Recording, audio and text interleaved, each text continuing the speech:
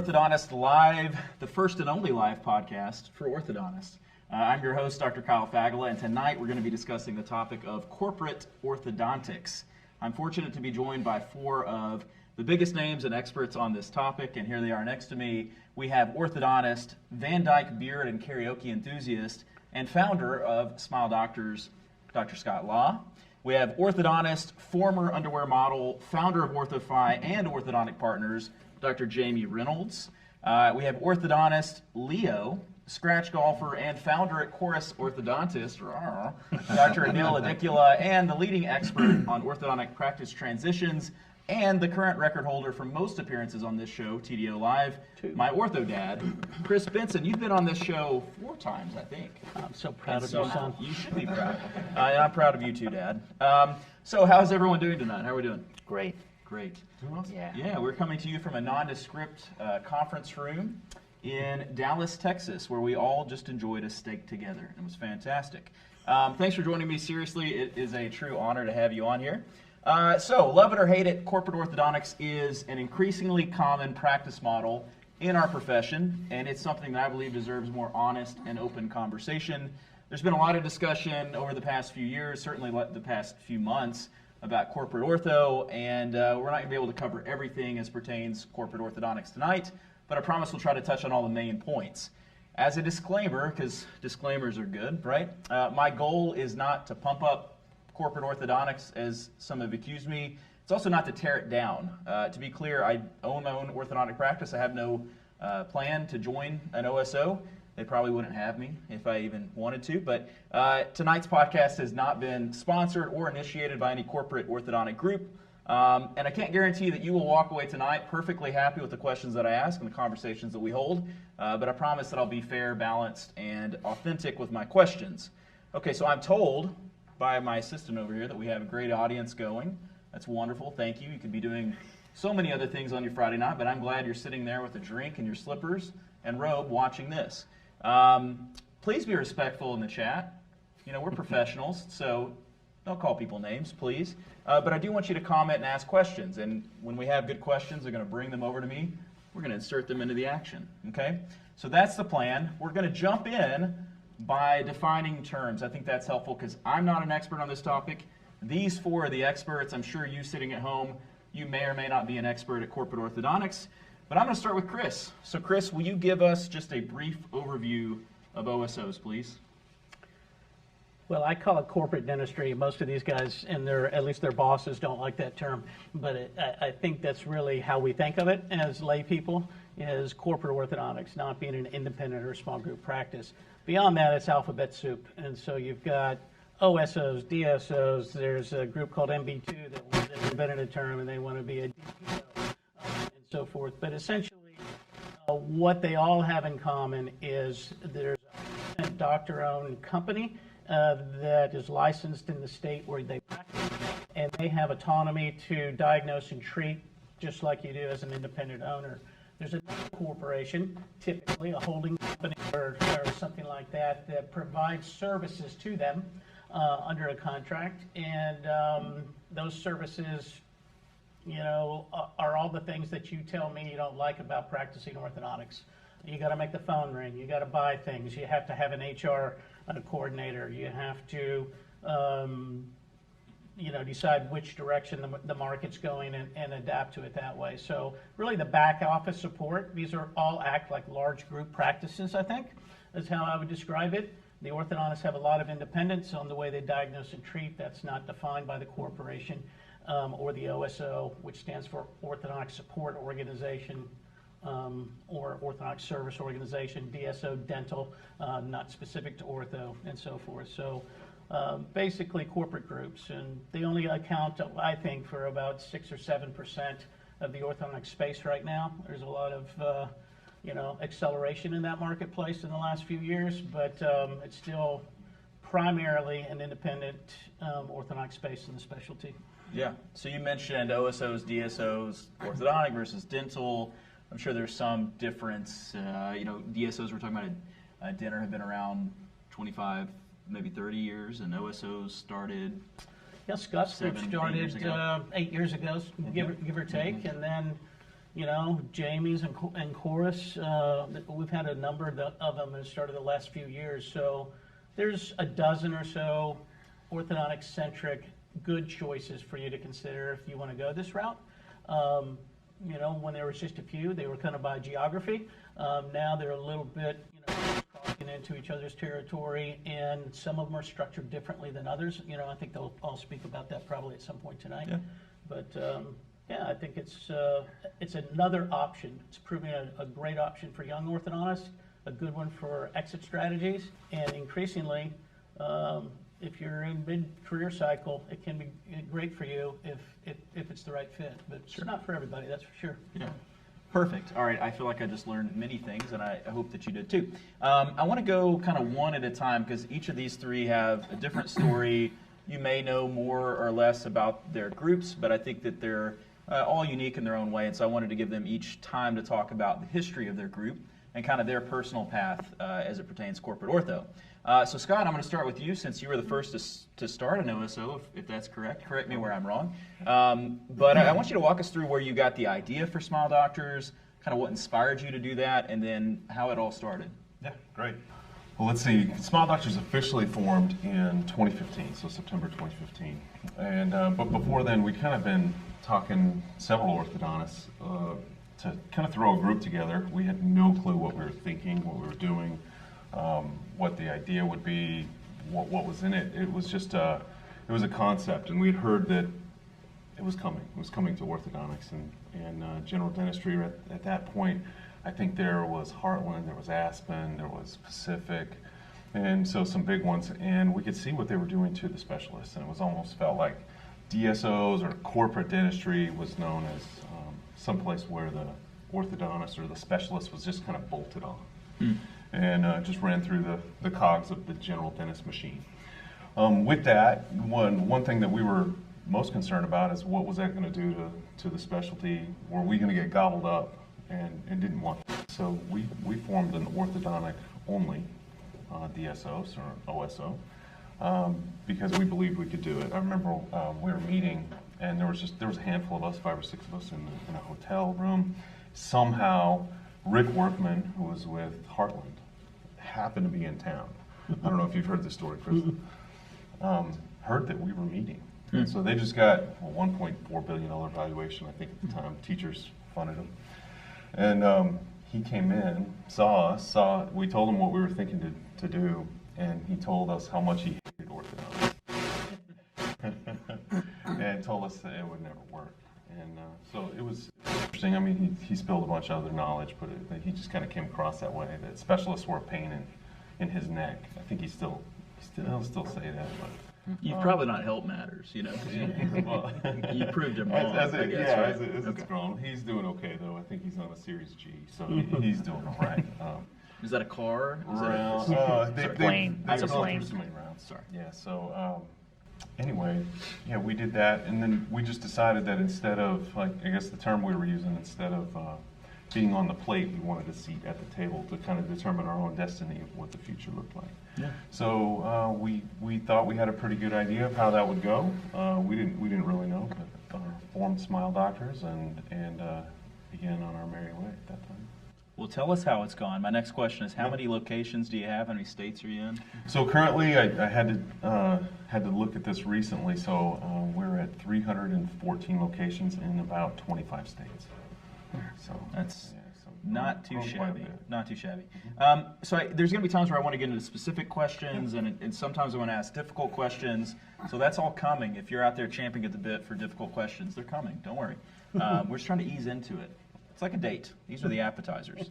So I want to get specifically into a really big news item at the end of last year, like December 21st or something. It was announced that Thomas H. Lee Partners, THL, joined Linden Capital Partners, I'm explaining this as if you don't know, as an equal investor in Smile Doctors at a $2.4 billion valuation.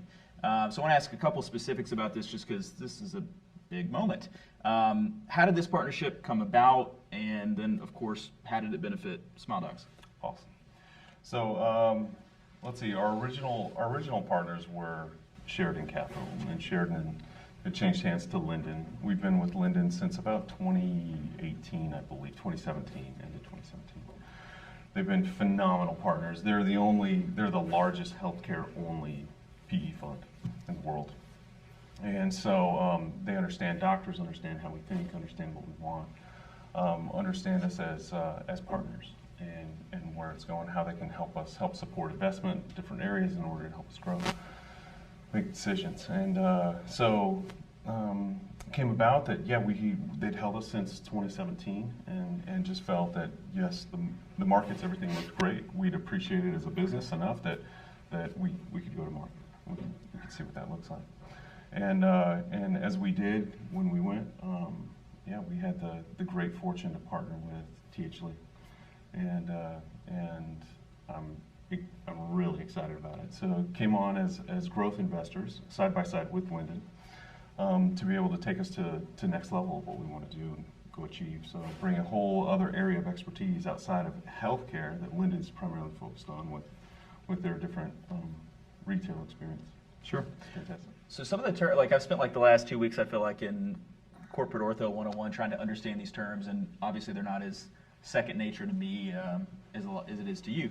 But like you call this, what, a recapitalization event? Is that fair? And the first that you had maybe in the previous was a capitalization event, but call it an equity event, I guess, on some level. Perfect. What are some positives? What are some negatives of, as it pertains to this, like a recapitalization event? Like if I'm a member of this and I'm maybe on another side of this, like thinking about potentially being a member, like what should I know about an event like that? Yeah. Positives were our doctors got to take chips off the table, got to get paid. Negatives, a lot of taxes for that.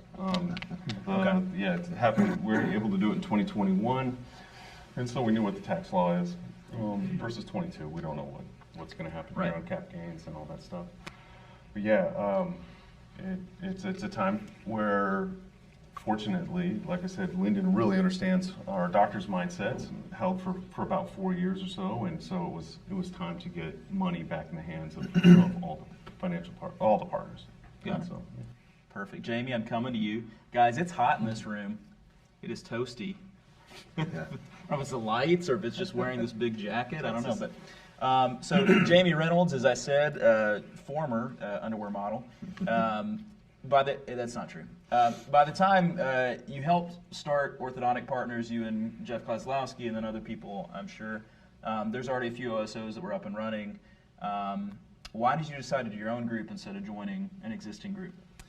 You know, I'd been doing a lot of work with OrthoFi, and OrthoFi had gone through a lot of growth, and they were starting to get interest from investors. And the Dave Turner, the CEO, the phone would ring in, and half of them would be calling asking about investing in OrthoFi. And it was the same time, I think, that you were going to market for Sheridan, so there was a lot of the investment community that was looking at the success that Smile Doctors had had. And the other half would say, no, we don't want to invest in OrthoFi. We actually want you to introduce us to the next people that are going to be Smile Doctors too, right? And so Dave, the CEO, would give them mine and Kaz's phone number, and we just started talking to them, trying to do our homework on what was happening in the space. And we became convinced, after talking to a number of different interested investors, that, you know, the tipping point of investment-backed opportunities coming into the orthodontic space was either there or about to be there. There was going to be a bunch of different groups, and so we had to decide either to stay on the sideline and keep doing the things that we wanted to do, or try to do our own. And it wasn't the easiest decision, honestly. You know, on one hand, you know, we were reluctant to enter that space. On the other hand, we felt like in going through what we did to start OrthoFi from scratch, basically, we had some knowledge about what investment-backed businesses were like and how we might be able to structure one that would be a good opportunity from a business perspective and from a doctor perspective. You know, and we also heard the market, and you know, at the time you guys were doing basically only Smile Doctor practices and different things clinically than you're doing now, and the market was saying, hey, I think we want something different. And then the final piece is we found a really great partner that we believe would get behind our vision, which was to build a different organization that focused on clinical orthodontics at its heart. And all of those things kind of came together we started in the very end of 2019. Right. Months before COVID, you were saying. Yeah, like Perfect 2 timing. months before COVID, yeah. Yeah. Great timing. So if you look up Orthodontic Partners and you look at their kind of key partners, it's an impressive lineup. It looks like basically like a speaking track at a meeting. I mean, you've got David Sarver, you got Stuart Frost, Maz Bashiri, Nicole Wax. In fairness, this is like my past TDO Live guest list. So I'm somewhat offended, but also, I don't know, like honored or something, flattered, I guess. How did you get all those big names to join? Like, and was that by intent, I guess? Again, I learned a lot from private practice and from going through growing another organization. And I believe that any organization at its core is about its people. And one of the biggest, concerns that any of us have is that somehow the corporate side of things are going to dictate the clinical aspect of it. And so our vision was to put together enough great clinical orthodontists and show that it could also be a successful business, that would become integrated into the fiber of the organization, and no one would want to change that. And we wanted people that, I don't know if any of you know David Sarver, but you'd like to try to tell him how to do things in the clinic. Good luck with that, And so, yeah, I know you know him, right? So cheers to David and Stuart and Maz and all those other people. We wanted to create enough momentum with the organization that it would be inevitable to continue doing things that we set out to do. Yeah. So. Very good. All right, we come to my good friend Anil. You're actually, I think, the second most common guest I've had on the show. So there's that. Silver medal. Yeah, silver medal for you. So I originally thought Corus Orthodontists, I thought it was an exclusively Canadian OSO, and that you joined later, because you are not Canadian. But apparently, you were one of the 18 original founders. That's a big crew. Yeah. Tell me how it started then. What's unique about Corus, and why did you do it? So actually, a lot of the start of that for me personally started with these guys right here on my right. Scott is one of the leaders, Scott and Dana, in terms of introducing to my generation this OSO model and an alternative practice model to orthodontics, right? So, thank you, brother. I think we all owe you guys a lot of gratitude for opening our eyes to something like that. And around 2014, 2015, Jamie and I connected, and a couple others, and we decided to meet regularly as like a little tiny lean and mean study club and research these models and see what is this model about. So we've had many good times together talking about that, and one of the great things about this panel is we're all really, really good friends, which is awesome. So Jamie and myself and a couple others kept exploring that for a while. Obviously, we picked Chris's brain a lot, and it was a very interesting model with these entries with PE-backed groups, and obviously the appetite was pretty rich.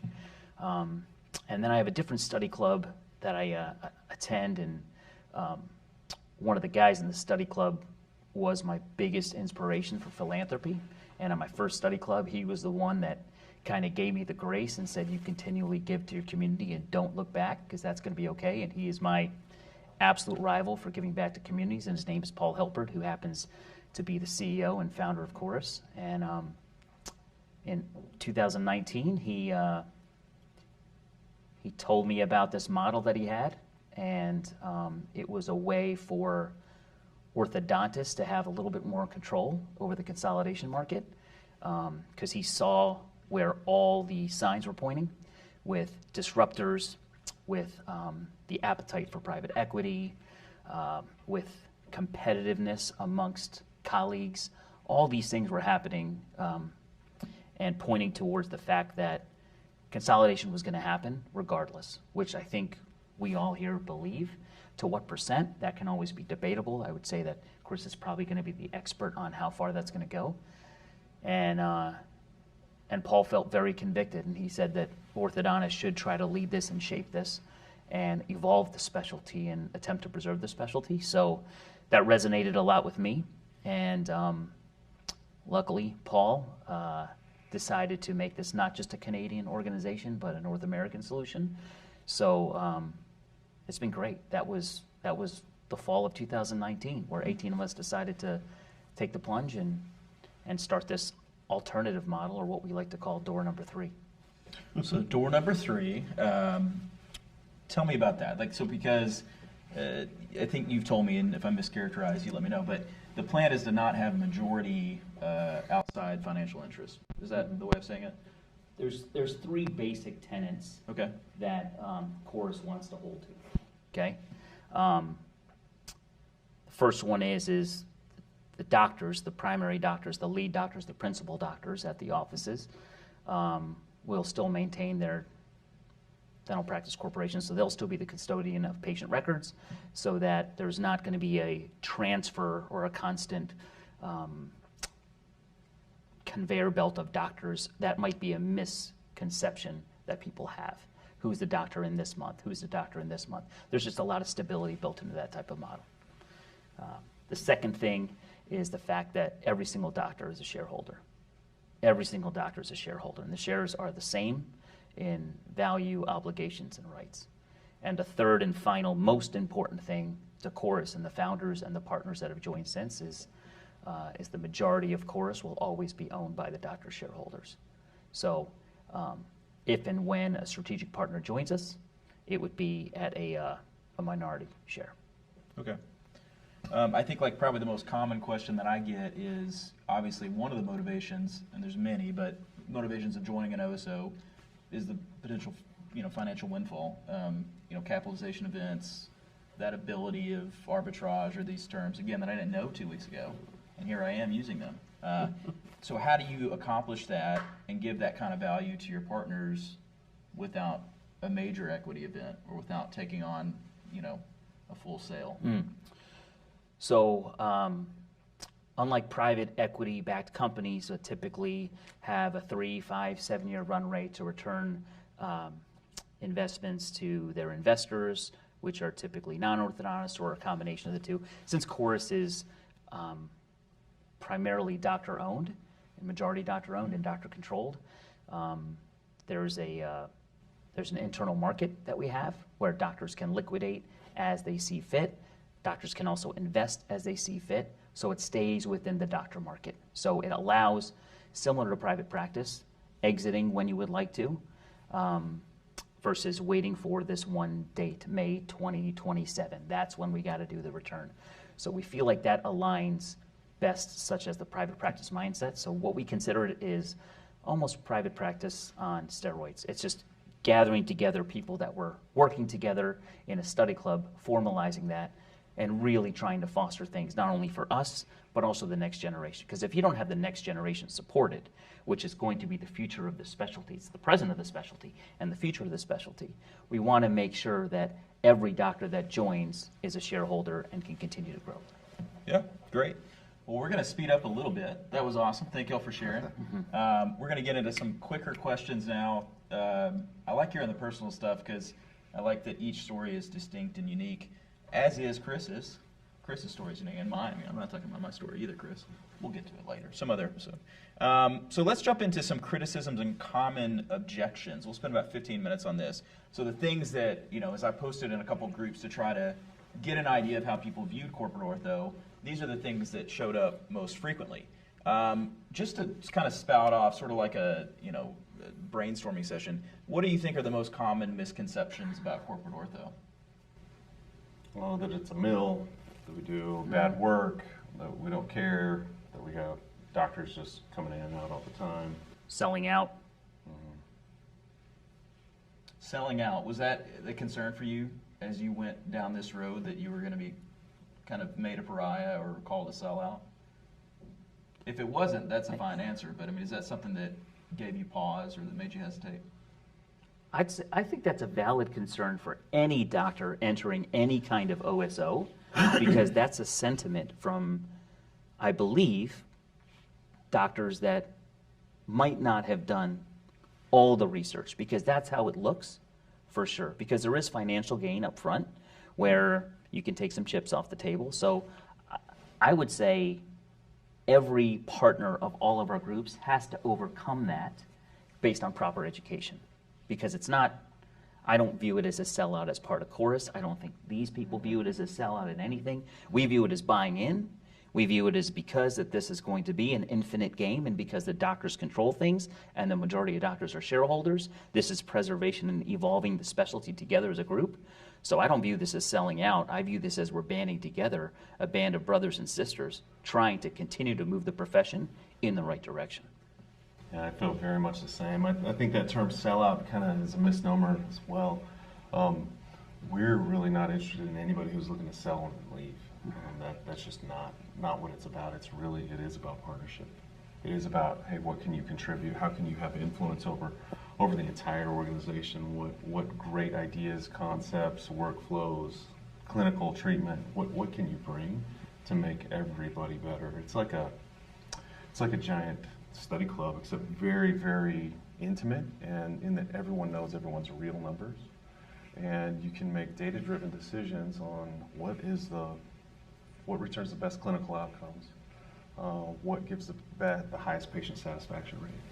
And I think when we take some of these arrows, I don't know, I don't want to speak for everybody here, but when you take some of these arrows in the back that, hey, you don't care, you just shuffle people through, I don't know. I wonder how many private orthodontists out there are doing patient satisfaction surveys, are really looking to see how happy are their patients with them, checking to see what does this clinical outcome look like and measure and score.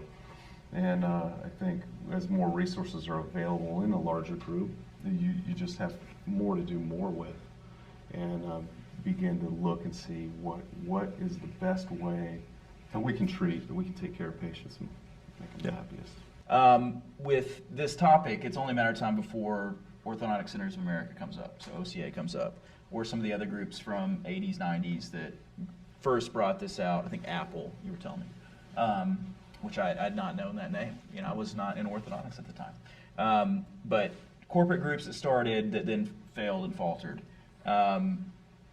Chris, you were around during that time. I was.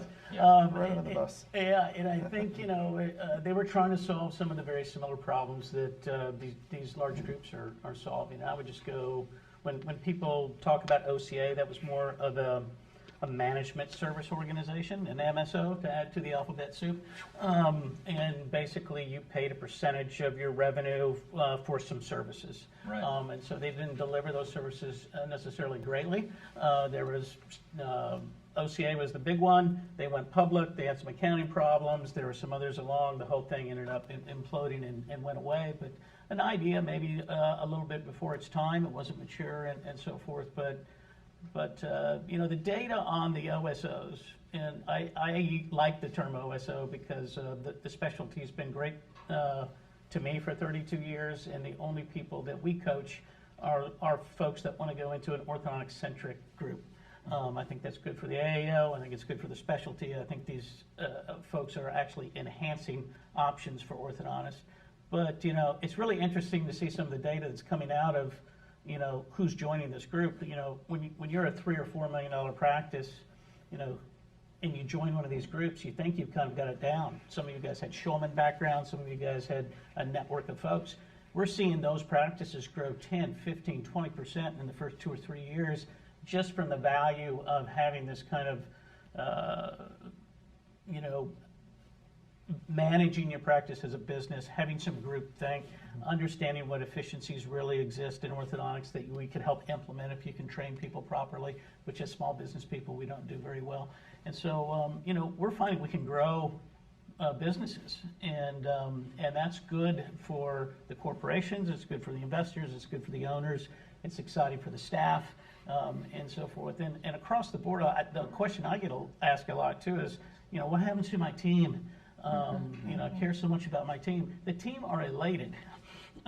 They get better benefits, they get more vacation, they get better training, they get an upward mobility if they're a superstar to be part of this organization and go outside of their just one little siloed location.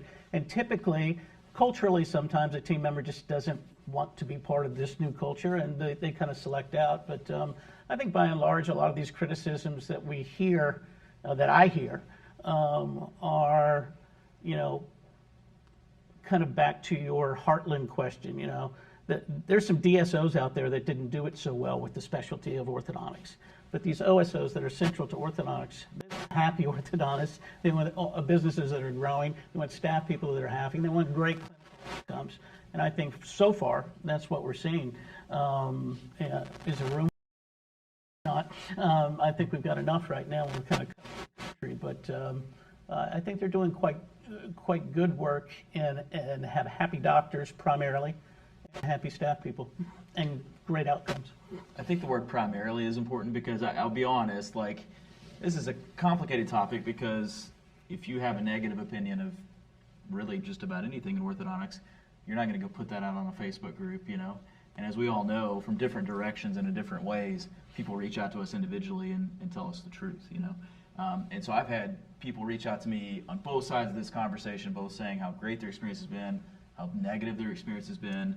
But in each of those cases, it's different person, different OSO, different DSO occasionally. And so it's been hard to sort of mine all that information and kind of call it to decide what the truth is. And so, you know, obviously we've got some people that see these groups as OCA Part 2. We've got people that kind of judge them through the lens of the classical DSO world, which is a mixed bag too. And so I think it remains to be seen, you know, both today but also in 5 years from now, what the truth is going to be. Yeah. And you guys know that. I mean, that's sort of the challenge I guess, would be that if you're going to come here tonight and talk about how it's so important to take care of staff, take care of doctors, make sure doctors are making decisions is to do it, you know.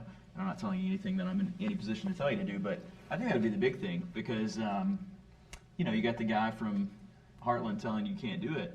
Well, prove that you can. You know, I think that would be the thing. And so if it can be a thing that's good for our profession, fantastic. Of course, there's a huge portion of our profession, and I have some of this same sentiment that thinks it's bad for the profession. You know, that's kind of like what's baked into me. And so in trying to understand this and getting different types of feedback, it's been confusing to say the least because it's a complicated topic. So to the question of OCA, seems like this is different. So I guess to this question, my experience in business, and this is not some profound statement, but whoever holds the majority ownership in any business ends up making the decisions. Now you can push back on that. I'm going to give you an opportunity. But assuming that that's true, this is it. Who holds the bag makes the call. How do you ensure that the decisions that are made by your organizations are in the best interest of your patients, I think most importantly, team members and doctors? What systems do you have in place to make sure that happens? I don't know who wants it. Jamie? Well, I think it's probably a misnomer that organizations, most of them are owned primarily by non-doctors. Right. You know, especially in their younger stages. So we're 70% owned by doctors at the moment. The controlling interest does lie with the board, and the board is typically populated by whoever the investor is, right? And so the biggest thing, you know, to go back to the previous question, I was pretty concerned about the whole sellout thing, and you know, I'd spent a lot of my time doing, you know, writing and teaching people. My whole goal was to try to keep the orthodontic patient in the hands of a passionate and clinically skilled orthodontist, right? So with OrthoFi and with Ortho Partners, that's kind of the way that we were going with it. And you know, I think what ultimately was a tipping point for us is that we found an investment partner that we believed was looking for our vision. So that they were there to support us rather than contradict it, so we could make it successful together. And so I think ultimately the partnership is what brought me into the mix. Sure. So what systems do you have to sort of make sure, you're further down this road, so maybe you're the right one to answer this, but how do you make sure that decisions that are being made are consistently in the best interest of patients, team members, doctors? Totally. Well, first of all, unless you're a doctor, a licensed doctor, it's illegal to make a clinical decision or to give any clinical influence that way. So having it set up that way where the partners, as Jamie mentioned, is key. We have partners who understand that and understand where the line is. Which, in fairness, I just want to insert to say, like, we know from the DSO world, from people I've talked to, like, in terms of quotas for certain types of work and how that does start to influence clinical decisions. Like, so I feel like that's a pretty established thing in certain DSO realms. At least that's the storyline that I've always heard consistently. I'm not saying I've heard that. I would say that's a reaction to lack of success, right? Yeah. So like, if you do something well, all of your investors are happy, right? And that doesn't mean you have to be focused on the bottom line or get people to do things that they don't. But if you have a bad partner and you have an unsuccessful business, they're going to try to find ways, and that's where it goes. Fair enough. So I think looking at orthodontics as an Apple in the corporate world compared to what the majority or almost all of it was before smile doctors came along, where it was a way that they could stop referring. They viewed it as revenue that they were losing by referring it out. So they bolted on something so that they could then capture that revenue. And they managed it that way, like a lowest common denominator. So they cut costs. They didn't treat it like a viable business. They stopped losing the referral revenue, right? And that's a very different mindset. So if you build a company that is based from some of the most successful orthodontic practices in the country, you know, Scott, probably maybe the most successful one at the time, Anil, as successful as there was, then you're building it from a position of success, and then you can take other great practices and build, like he said, we're seeing some of the best practices in the country grow because the collaborative meritocratic stuff actually works. Everybody has a little bit that they can do better here, a little bit that they can do better there. And that perpetuates success that stops all this other stuff from happening, you know, if you do it the right way. And I think people that run successful private practices aren't doing that stuff in their private practice because they're successful, right? And we do see private practices that aren't successful where some of that creeps in, where they maybe start to make bad decisions. They start to buy 50-cent brackets from China. They start to do all these things. That exists in both places. But it is possible, we believe, to win all the way around, create a successful business, and focus on great clinical integrity and awesome customer service, because lots of us have done it already. What hasn't been done is somebody to band that together that in a non-individually or small group owned component. And so these are orange conversations rather than apples, I think, to go back. And I think that's what we're all trying to do, is to be an orange in this conversation. Fair enough. Yeah. We just lost our 50-cent Chinese bracket portion of our audience. Yeah, sorry. I want to apologize. With the 75-cent bracket people, you're good. Stay in there. Since I cut you off, Scott, I want to ask you the next question, which is, similar. Another really common accusation is that the clinical quality or the standard of care is lower. We've sort of gotten at that. How do you keep clinical standards high in your organization? Oh, just talk about them, teach them, share them, focus on them. I think one of the things that we have that's going for us is we found these successful practices. Chris mentioned 3-4 million plus practices that come and join us, and we've seen that we've had a great run rate of growing them upwards of 27% in their first year.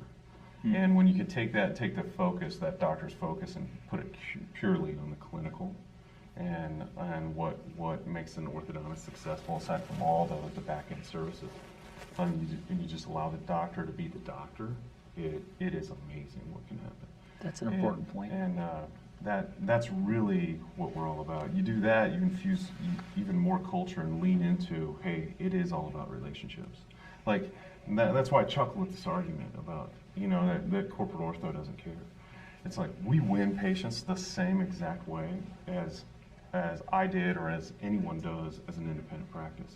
And it's always about customer service, relationships, reputation, and then your outcomes. So how is that experience all in all encompassed? And not only is it the right thing to do, the right ethically thing to do, but it's great business. That's what we all do. Everyone listening on this podcast right now is doing that exact same thing, trying to make the best decisions they can clinically, the best decisions they can from a business standpoint. Where do those lines cross ethically, and what can we do to provide a service to the patient? So it's really no different. It's just a matter of where do you want to spend your time, and what kind of doctor do you want to be? You want to be a business-oriented doctor, or you want to be one that just loves the camaraderie, loves providing that service, and just loves on people. Cool. I want to remind you, you can comment, you can ask questions. I have some. Do you have some questions? You do? Oh, wow. Let's see what we got. We'll see. Let's do these real quick. This is great. We have some questions. Thank you, everyone. This is from Joe Stofko. What are the ideal characteristics that OSOs seek? I'll take a stab at that. We'll go down the line, I guess. I can speak for Corus, and it's for us, it's about the people. It's about a growth mindset. It's about people that want to be part of a team. I'm sure that you all know that there's Jamie, with your lineup, you've got very successful doctors, right? So you've got to meld this group together that have operated very well independently. And that is something that you have done with Orthodontic Partners, right? You got to get all these people into teams, and that's something that's really important for us. And it's also about the 3 pillars that I mentioned, right? Because for me, when we talk about ownership, for me, one of the biggest pillars and one of the biggest reasons for my decision was doctor majority ownership. Sure. Yeah, I'd add to that. I would just say, hey, if I was an independent practice, independent doctor, what kind of person would I want to partner with? And I just ask that question because we want to bring in another partner who's going to be just like the rest of our partners, who has grit, integrity, and is ethical, is happy, loves people, and wants to be a part of something that's going to be bigger than themselves. And those are the kind of people we look for, those who care about their team, those who want something more and aren't going to be complacent or say one thing and then check out and do another and just not contribute. It's about what kind of partner are they going to make. I'll answer for Jamie. You have to have lectured 100 times No. in multiple countries. We have a lot of people that haven't lectured, but Sorry. the thing that I would add, I think, is I agree with them. It's important to have an accurate self-perception of what all this is, right? And part of that comes with doing your homework. As you mentioned, all this stuff is confusing. It operates differently than the rules we're used to. And understanding what you want, right? So each of the organizations, and there's plenty of other ones that are in different positions, we're looking for people that aren't done yet. They still have something left to do, but the idea of building this organization, the vision that we have, is exciting to them. And they want to come in and be part of the team to grow something that is hopefully going to have a positive impact on the profession. You know, some people maybe want to go to the beach, right? And I think there's everything in between. I don't think our model is right for everybody, and especially a lot of the young people or in the middle stages of their career. There's plenty of things that they can do to go and continue to build. But I think spending the time learning exactly what all of their options are and what that means for them specifically and what they want is something I think, whether that's attractive, whether it's you need to have it or whether you should be doing it, it's some of that. Like, you should be doing all of your homework and knowing what you want before you consider these. If I could distill it, it sounds like sort of the same thing you're looking for in any partnership. It's sort of like in a spouse or like in a friend or in a team member, let's say. So let's jump into this. I had so many questions that were submitted in my group and elsewhere that I posted, and I'm going to pull some of those out, and maybe we'll try to do these like rapid fire. Some of these questions deserve more time, so we'll see. I hope you're comfortable there in your slippers, because it's going to be a little bit. But no. First question I want to ask is, it's more of a composite, because this is the question I think that came up most oftenly, and it was the most voiced concern, let's say, about corporate orthodontics. And it's this question of continuity of care, which we've not quite gotten into, maybe touched on a little bit.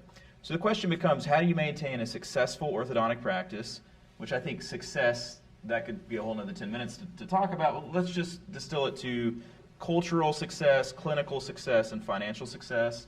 Maybe those are the things that make up the success of a practice. You could say, how do you maintain this success after a doctor sells, or after the founding doctor leaves once their contract is up, or then you enter into a period, perhaps, as we've seen in other corporate settings, where you then become to have, this kind of revolving door of associates. I'm not saying that happens in every situation, but let's be real. At some point, that might become the scenario. So the continuity of care as it pertains to patients. I mean, I've seen this on a micro level, like in the Memphis area. There's a specific practice. They're on their 8th orthodontist. I'm not trying to compare those to what you guys are doing, but there is that potential, let's say. So how do you fix that continuity of care issue? I don't know. Is that an answerable question? Yeah, sure. Okay. You want to just go down the line? Or We don't have to go down the line, man. Everyone. Who's going to have the best answer? Oh, boy. I'm just kidding around. Why don't you start? I have a little bit of experience on it, yeah. So really what we try to do is forecast and to see, hey, what's the timeline of the doctor and what do they want in their career, when do they want to retire, and then be able to backfill appropriately and be able to make that handoff just like you would in any sale of any practice. Get it there and make sure it works. I know a lot of, again, I'll kind of take it back to the independent orthodontists who hire associates, and there's a new associate in there every year. And so again, I kind of chuckle at this question that, well, where's the continuity of care on there? And I guess there is one doctor that sits there, that's right. But it's not good for business. We all know that. It's not good for the patients to have all that. And you have to have your ducks in a row on writing down treatment plans and keeping excellent notes, especially if you're going to share patients as this goes. But just having the stuff in place so that the patient's treatment maintains. So the team stays, team's happy, team stays. And if there is a life event, let's say someone has to move away or can no longer practice or things like that, we've had that happen. And that we're able to plug in an orthodontist there and regionally, and if you have coverage, if you're fortunate enough to have coverage that way, where they can come in and cover for a short time until we can get someone in there permanent. And that's the worst case scenario. It's not something that anybody wants, and I don't know of a business that started out going, hey, we're just going to shuffle orthodontists through here, and just we don't care. And certainly not anybody here, not anybody who is ortho focused would do that. And I think to Jamie's point, kind of taking back to the apple and the orange comparison, I think that's what ended up happening when specialists are bolted on to some of these GP captive patient models where the patients are stuck in the system. And I think the doctors are stuck too, right? So yeah. I think a lot of the question is driven behind the historical performance of doctors in corporate, but it's sort of a self-fulfilling prophecy, right? Because those corporate jobs were always a last resort, or maybe they paid you more or whatever the case may be, but very few people would wind up working for whatever big box one and wanting to stay there as their career goal, right? And so, our job collectively is to provide an environment that's aspirational for the younger doctors that they actually want to go work at, right? So, do you want to go take a job learning from Stuart or Frost or David or whoever and get the exposure to that? And, you need to give them the ability to think clinically on their own, make their clinical decisions, so you can't tell them not to do that. You have to give them the ability to get better, so some avenues so that they continue to sharpen their saw, right? And then you have to give them some motivation beyond money. So you have to be involved in philanthropic events and have great culture and teamwork. And if you do that, then people want to work there. And I think, beginning with that is going to solve the problem of the continual turnover. And that's our job, to be able to deliver on that. And we have to think of this, like Scott says, as the similar challenges or the similar misnomers that we have about corporate groups also happen in private practice. So this is just private practice on steroids, like we said, right? In private practice, when you hire an office manager, I don't know if the private practitioner doctor is viewed as lazy, selling out, or checked out. If anything, we're usually viewed as, wow, you've gotten pretty big, smart, good move. You're really going to enjoy being an orthodontist again. Yet, when there's a partnership opportunity with other doctors and OSO, things like that, it's viewed as, oh man, I can't talk to you at a meeting anymore. Yet we are just having way more adequate support for our managers and our team, so we can focus even more clinically as we've grown. So the other thing is, in the independent practices that struggle having rotating associates or having continuity care, if you have the right doctor that's going to treat your patients right, take care of your team, take care of your community, take care of your legacy. And if they are invested also and have the opportunity to invest in the same way you do, it should be successful, just like on a private practice level, just on a bigger level. So if you treat the next generation with the same decency, I believe, respect, and expectations that we do on a private practice level, there's no reason why it should not continue to succeed. I would add to what these guys have said, and Jamie specifically with those 4 points. I think the fifth would be, hey, it has to make sense financially. And they have to be, your doctors have to be happy there. And so everyone is happy living where they're living when they're making enough money. You could be living in Hawaii and not have anything, and it's terrible. But having that pathway to partnership is what we call it, where we're able to, I mean, in this last equity event that we had new grads that came out of school a few years ago that were able to take out promissory notes and become partners and share in this upside as we grew. And so it's a huge thing that today's, and Chris, you're the expert on this, today's grads who may not want to take the risk of buying a practice, yet want all the benefits of just doing a 9 to 5, yet having the upside on some of those things. Yeah, I would just take even a different tact, a little bit on the continuity of care issue. When I go value a practice and do a site visit, we go through all the competitors that are around your practice, and we say, do you know Dr. So-and-so's practice? You know Dr. So-and-so, and then I'll inevitably get to one. Well, I don't even know who that is, and they've got an orthodontist through there every 6 months. It's a new one. That is not the kind of OSO environment that we're talking about. Those exist in every marketplace. And the other thing on continuity of care is we enter this digital age deeper and deeper and deeper. We're going from 24 visits to 18 visits to 15 visits to 12 visits to we're going to be under 10 visits.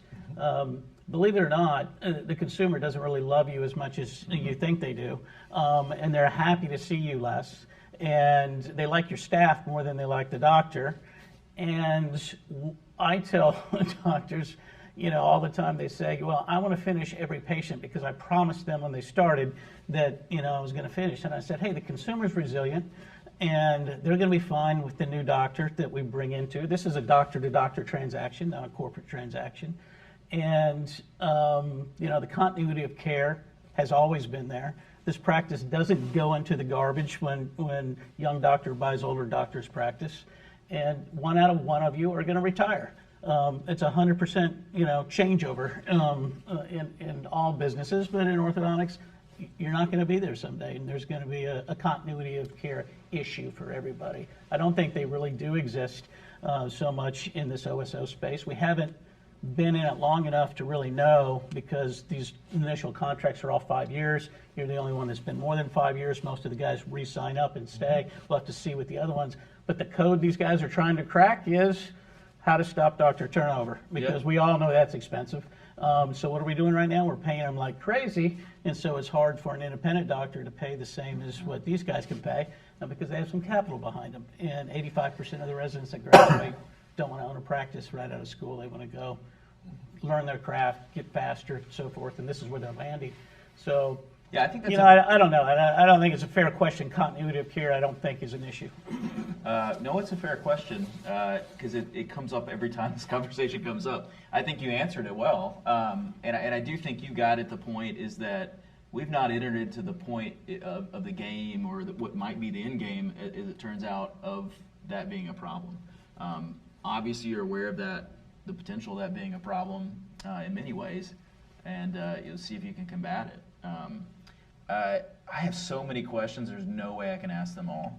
And Chris is looking at his watch. Chris is ready to go to bed. I don't blame you, Chris. I want to ask a couple quick questions. This is basically a yes or no question. Jeffrey Kwong asked this. Jeffrey, I hope you're out there.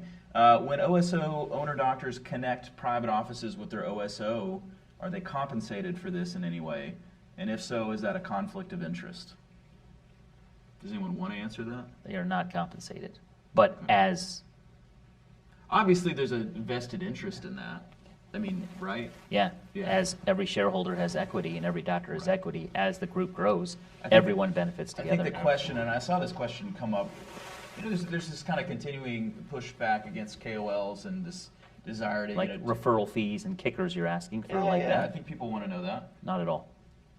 Okay. Does anyone else want to answer that? I think that they do exist. I think that there are some models where there are, kind of recruiters built into the bit that they get paid specifically for any deals that close. Also, if you have equity and you bring a good partner in and the company gets better because of it, then there's that financial incentive. I think there are ones that are paid specifically just to bring business in as business development.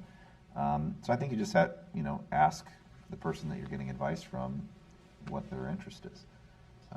In our model, we don't do that because we want, to avoid that conflict. I know it exists, so just ask, What's your vested interest in it? And if it's equity, then they're hoping that you are an asset to the business, because if you're not, that's not good for the equity. Regardless of whether they join or not, it's not good for the business. So, Yeah.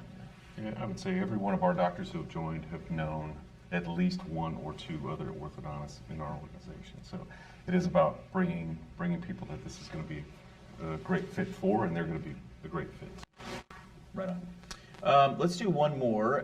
This is from Andy Sarpadar. Hey, Andy. Basically, and I heard this from a lot of people too, is if you run the numbers, you ever count and run the number on this kind of the 5-year deal, which I know different times it's been 3 or 4 or 5. Every deal is different. If you run that out, your initial payment plus what you make per year on the contract, depending on the factors, you may end up with the same amount of money at the end. When is the end? At the end of that 5-year period. So if you kept your in practice, 5 you years. continue to profit off of it.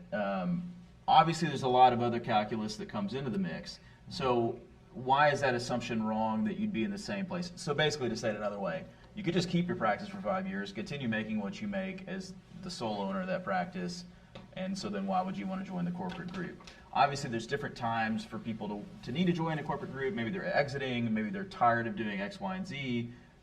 Who knows what? I mean, all the situations where that kind of comes up. But let's say like the average 37, 40, 44-year-old orthodontist looking at these things, kind of in the middle of my career and maybe at the beginning of it, why would I join this? I could just make the same amount of money for 5 years. What, as you understand these things, what changes that calculus to make it actually more beneficial? And maybe you'd say it's not more beneficial. I don't know. No, I think the time value of money is huge. Okay. Get that up front, and then be a part of the group where your lifestyle changes, stress decreases, and you're part of something else. That's a big one. And I thought I saw that question in the thread. Yeah. And I think people are really quick to forget what happened in COVID when it shut down and how no one knew what the future held. And I had orthodontists inside and outside our organization calling me, and it was very interesting to hear the different sentiment. Those who were like, oh my gosh, and they were looking at their bank account, very full, and yet chairs are empty, and they have nothing there, and didn't know what was going to happen.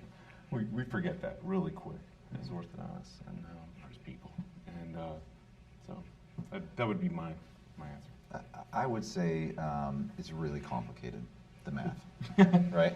So, And I don't want to get too in the and weeds.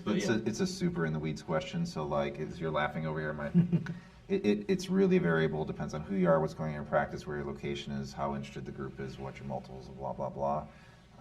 So I would say do your homework, and don't have like your Uncle Frank, who also does your trust attorney, like figure out the stuff for you. Like, we're laughing, but like Uncle Frank is great. He's great, but you want to,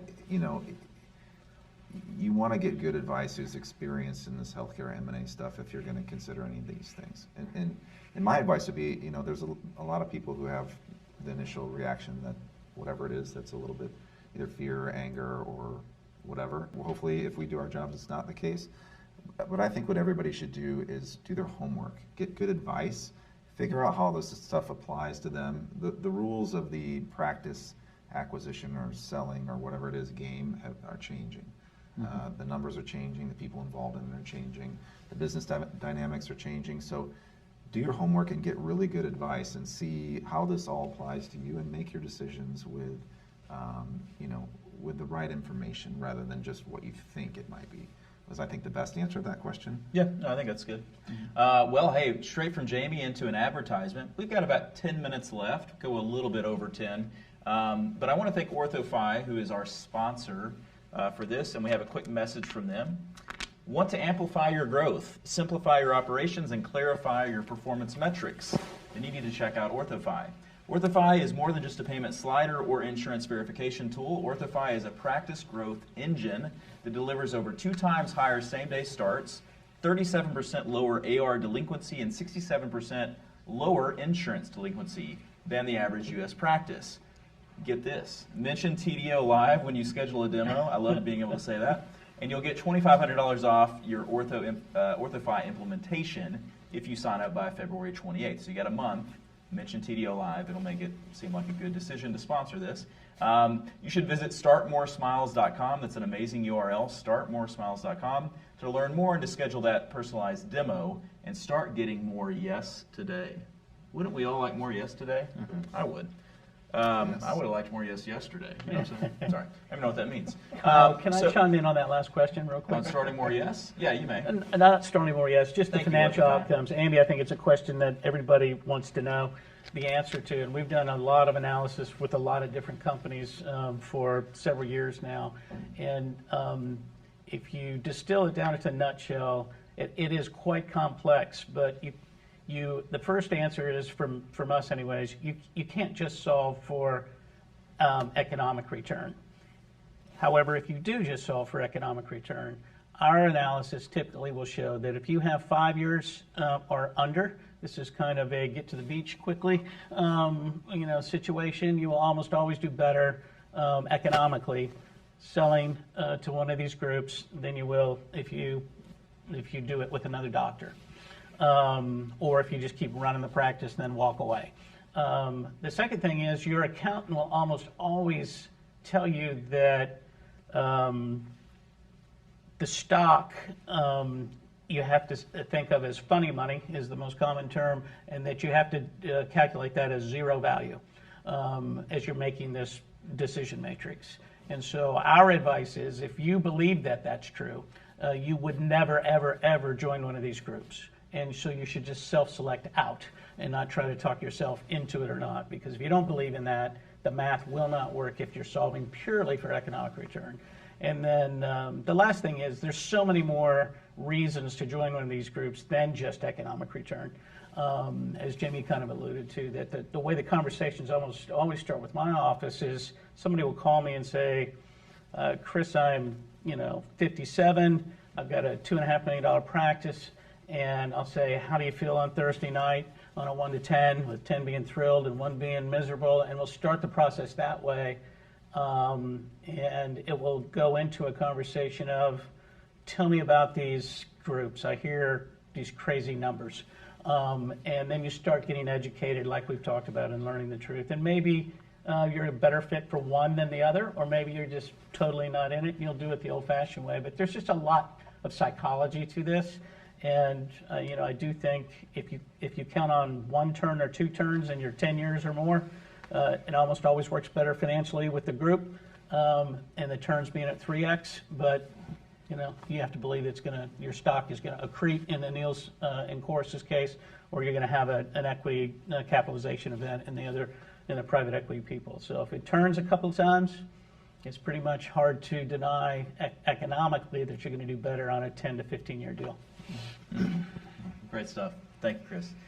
So my last section is where do we go from here? I feel like we've gotten to touch on some of this. I'd hope to touch on more, but obviously these topics go deep and these questions are more complicated than just a simple answer. You guys have been excellent, by the way. Thank you.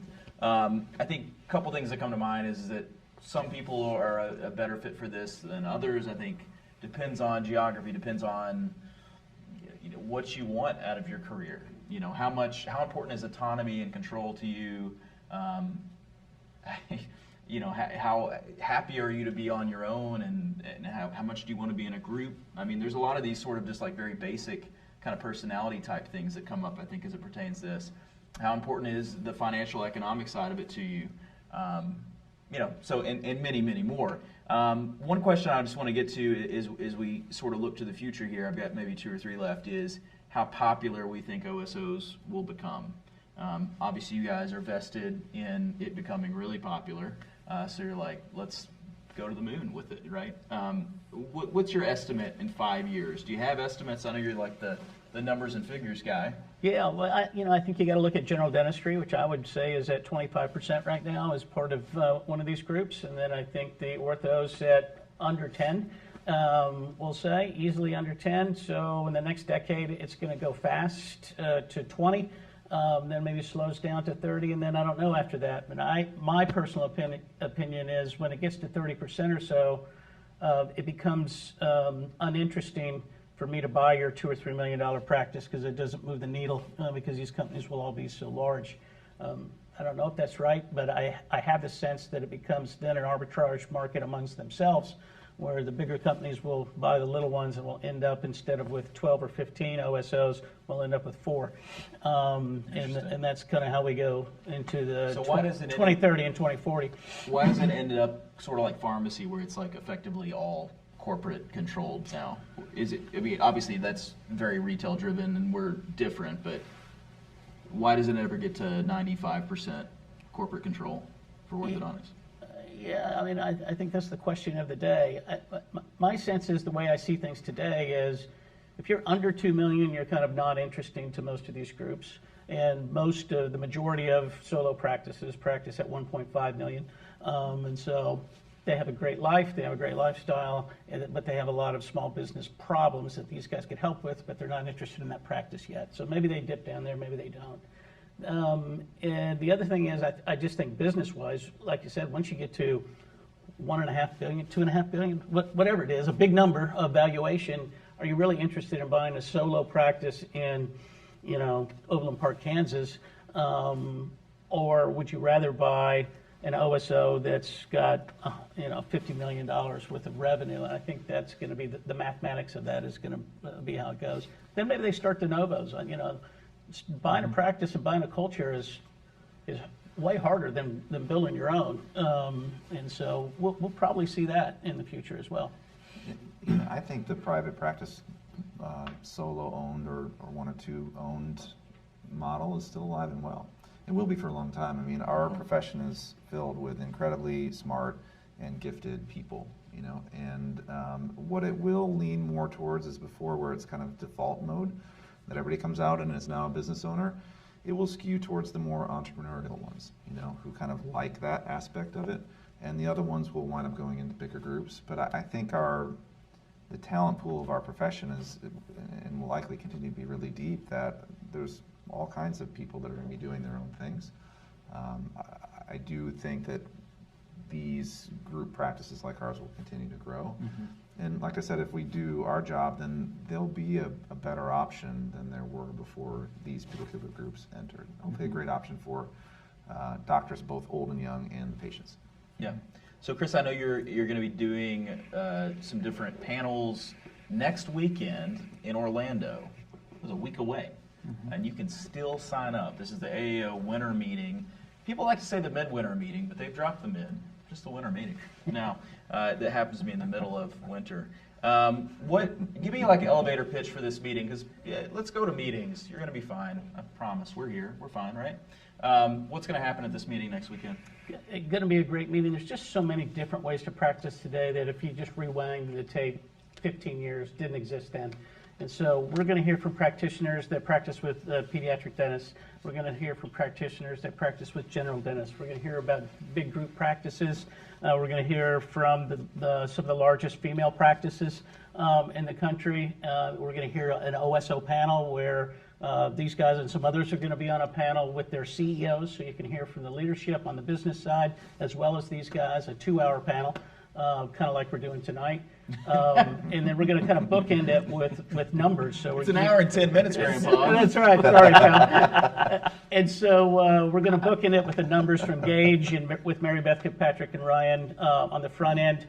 The AAO is going to share some numbers, and then we'll have Shannon Patterson talking about associate pay, recruiting, what you should expect to pay to get a doctor, and what the market is right now. And then we're going to have Brad Cachero and Dan Wicker talk about financial outcomes of the various modalities that exist. So I think there's something for residents, there's something for new and younger, there's something for mid life cycle practitioners, and something for the folks to think about as they consider what their ultimate transition plan is going to be. I hope you'll come, and you can see it virtually as well. Perfect. Go ahead. And I think it speaks volumes to the AAO and their leadership and oversight to know that this practice modality is here, and it's not just a blip. So to have an entire winter conference on modalities so that the members can explore all that, I think speaks to the board, speaks to the leadership, and I think it shows our entire membership that this is something worth exploring, and there's a value in education to see where the paths of practice are going to be. Come see us. It's going to be great. Yeah, and I'm going to give it another shout out here in just a little bit. I want to end with this question, and I'm going to start with you on this because it's going to be about the AAO. One issue that I'm passionate about, certainly second to you, is how we keep, well, that sounds bad. We're equally passionate. Thank you. Is about keeping the profession of orthodontics working together and on the same team. And maybe that sounds trite. It's a feeling that I actually have, so don't call me trite. I feel like 6 years ago, when direct-to-consumer aligners were coming up, the Facebook groups were sort of peaking on some level. It felt like the profession came together around that issue. I don't know what we really did to combat it, honestly. It's kind of like tripped on its own shoelaces a little bit recently. My fear, though, in this topic, and when this topic gets brought up, is that people kind of hate each other when it comes to this topic. And that's a bit of a red flag for me. And I think it's a potential that people start to see each other more as competitors than colleagues because of this. And maybe this has helped with some of that, and maybe it's just made it worse. I don't know, Scott. I'm trying to do my best. I also fear that this could lead to membership issues with the AAO at a time where I feel like a unified front and being on the same team is important. So, with that in mind, how do we make sure that we continue to work together, that we continue to keep, whether you're working in an OSO or you've sold your practice at an OSO or you're a private practitioner, all the different models that Chris mentioned, how do we make sure that they stay in the AAO and that we stay working together? So I talked to Dr. Siegel earlier on today. I talked to Dr. Callahan yesterday, both board members who I respect, and they both reiterated what I assumed the stance is, and the AAO is there for orthodontists. Okay. And whether you're in an OSO, whether you're in a private practice, whether you're an associate, whether you're a resident, you're an orthodontist. So based on that, that is the mission and goal, is to protect and defend the specialty. So I have no doubts that the AAO is going to have open arms for every single member in all of our groups. Yeah, Smile Doctors is very much behind the AAO. We reimburse all of our doctors for their AAO membership, and we hold one of our annual Smile Doctors annual meetings. We hold it right before the AAO at the AAO. Very much know that that's how things get done. It's how we preserve the profession. It's one of the things that we put our heads together that we wanted to do in forming Smile Doctors, was to preserve the profession. And so, yeah, very much support the AAO. Agreed. I think it's important to know, this is not a zero-sum game, right? So, like, we're not trying to, like, take stuff. And I think we learned this from the direct consumer market. Like, as much as we like to bash them and post their stock failings on the internet and whatnot, like, they grew the market. Invisalign has taken some heat over the years. They really grew the market, and I think the goal should be to keep the orthodontic patient in the hands of the orthodontist. And there's tons of market that's available for us to grow into if we're doing it well, right? And I think these other companies have shown that there's a lot of interest out there. We have to be good at delivering the care and doing marketing, customer service, and all those things that are necessary to grow the market. And I think if all of us, whether it's OSO or the orthodontic practitioner or whomever is doing that job, it's a win for the orthodontic community, AAO, and the patients. So that should be the focus, in my opinion. Well said, and we're going to end there. Thank you. He just delivered value. Provided value. Created value, yeah. Exactly. That's a great lecture title. That was a great lecture title. That's an inside joke. If you want to learn more about this topic, and it was just an hour and 15 minutes. Thank you, Chris. Well done. Well, I don't know. You could go learn more next weekend at the AAO Midwinter Conference. I'm kidding. It's in Orlando. You can register at this really long URL that I'm not going to read, or if you know how to use the internet, just Google it. It's the AAO Winter Conference, and they will charge you some money. There's a hotel block. You'll stay there. It'll be great. You'll see people, probably some food or something. But go learn. Go support Chris. It'll be fun. And if you don't want to go to the meeting, you can go to Universal or something. I'm excited to announce, and you just brought it up, is I'm trying to find controversial topics because they generate buzz. My next podcast guest will be Align CEO Joe Hogan. So that's going to be fun. So we're going to be discussing Invisalign, the bad, the good, and the misunderstood. I came up with that. I hope it's good. I'm going to be flying out to Phoenix to interview Joe, and basically, last 6-7 years, there have been some great advances by Invisalign, whether you use it or you don't, or you hate it or you love it or whatever, added some great value to orthodontics, I think. And there's been some definite missteps and some definite PR, falters. We're going to talk about all those things. I'm going to ask him all the difficult questions, and he's been kind enough to agree to that. I think it's going to be incredible. There will be more details on that to come. Lastly, we're only 5 months out from the AAO 2022 in Miami. Thank goodness. They put it in Florida, so we know the meeting's happening. They're crazy down there, truly. Especially in Miami, most of all. Just kidding. Love the place. I can't wait. I'm going to be speaking. I think most of us here are too. The band that I'm in, Relapse, is going to be throwing an enormous Miami Vice 80s themed party. That's true. Friday, May 20th. It's the night before the AAO begins. So make sure that you arrive in Miami by 8 o'clock on that Friday night, because you will want to be there.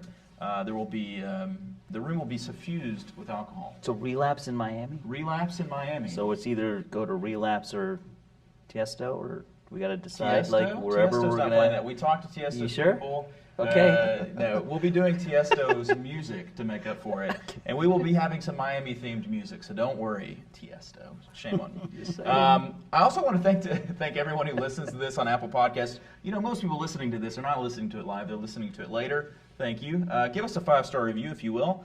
And finally, thank you for spending time with me tonight. It says on your Thursday night. I know it's your Friday night.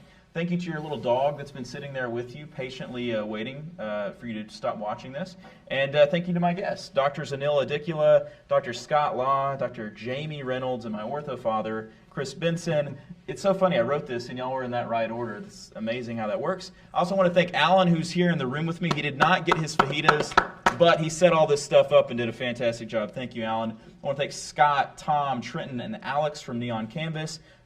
You're on Neon Canvas's website in a manner of speaking. If you'll click up above, there's a thing that says free audit. That'll give you a free digital marketing audit. It's custom made. It's not some little tool that spits it out. And you can talk to our team about working with us and helping build your practice, whatever kind of practice it is. We'd love to do that. And also special thanks to our sponsor, OrthoFi. They were fantastic. Oliver and Brian, thank you guys from their marketing team. Go to OrthoFi, learn more at startmoresmiles.com. Guys, that's all I got.